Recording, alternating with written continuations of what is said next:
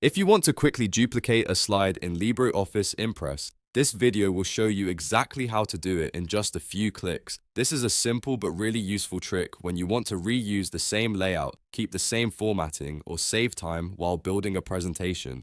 Instead of recreating everything from scratch, you can copy a slide and paste it right into your deck. If this tutorial helps you out, be sure to hit like and subscribe for more easy software tips and step-by-step guides. Let's jump in. First, open LibreOffice on your computer. If you're starting from scratch, you can click on Impress Presentation under the Create section on the left side. Or, if you already have a presentation open, just load that file instead.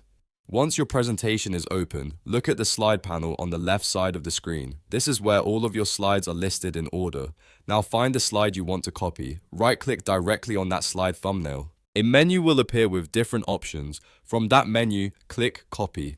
This tells LibreOffice that you want to duplicate that slide. Next, right-click again in the slide panel where you want the copied slide to appear. You can place it near the original slide or somewhere else in the presentation, depending on how you want your deck organized. After right-clicking, choose Paste from the menu. LibreOffice Impress will instantly add a copied version of the slide into your presentation. The duplicate will keep the same text, images, layout, and formatting as the original, which makes it perfect for creating similar slides faster. You can then edit the copied slide if you want to make small changes without affecting the original.